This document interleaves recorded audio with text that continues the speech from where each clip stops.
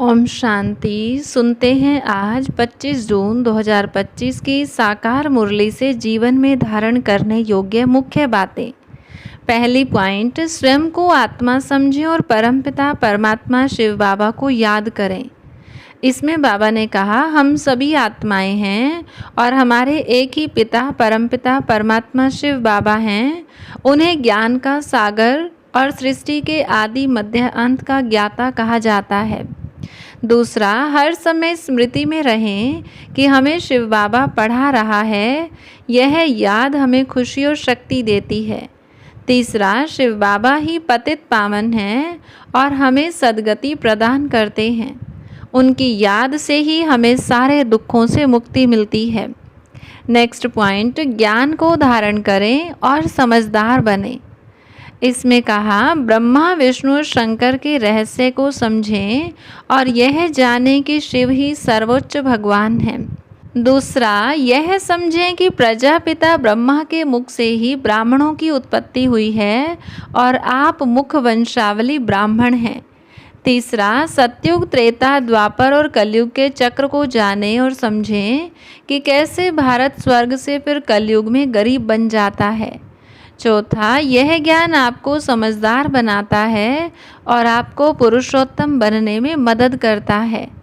Next point, कर्मों के रहस्य को समझें और पुण्य कर्म करें। इसमें कहा, समझें कि रावण राज्य में हमारे सभी कर्म विकर्म बन जाते हैं, जबकि सतयुग और त्रेता में कोई विकर्म नहीं होता। दूसरी पॉइंट, बाप हमें कर्मों की गति के बारे में समझाते हैं। अच्छे कर्मों से अल्पकाल का सुख मिलता है, लेकिन पूर्ण सुख और शांति शिव बाबा की याद और ज्ञान से ही मिलती है। अगला पॉइंट, पुण्यात्मा बनने के लिए लगातार याद में रहें और अपने पैसे को पुण्य कर्मों में, खासकर दूसरों को पुण्यात्मा बनाने में लगाएं। नेक्स्ट, ट्रस्टी होकर रहें और त्याग की भावना रखें। इसमें कहा, गरीबों के लिए शिव बाबा को अपना वारिस बनाना आसान है। अपने आप को ट्रस्टी समझें और अपने शरीर का निर्वाह करते हुए बाकी सब कुछ ईश्वर अर्थ लगाएं। बाप कहते हैं कि माया के तूफान आएंगे, लेकिन योग में लगे रहकर कर्मातीत अवस्था को प्राप्त करें। नेक्स्ट पॉइंट, निर्भय और अथॉरिटी स्वरूप बने। इसमें कहा, सत्यता ही प्रत्यक्षता का आधार है। शिव बाबा को प्रत्यक्ष करने के लिए निर्भय होकर और अथॉरिटी स्वरूप बनकर बात करें, संकोच न करें। जब सभी एक बाप को मान लेंगे और यह मानेंगे कि हम सब एक की संतान हैं, तभी विजय का झंडा लहराएगा। नेक्स्ट पॉइंट, सहन शक्ति को बढ़ाएं। सहन करना ही स्वयं के शक्ति रूप को प्रत्यक्ष करना है। विपरीत परिस्थितियों में भी धैर्य बनाए रखें।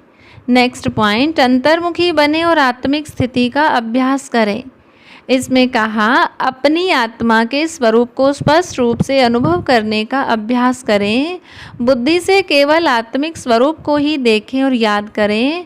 निरंतर तपस्वी बनकर हर आत्मा के प्रति कल्याण का शुभ संकल्प उत्पन्न करें, भले ही कोई आपके पुरुषार्थ में बाधा डाल रहा हो।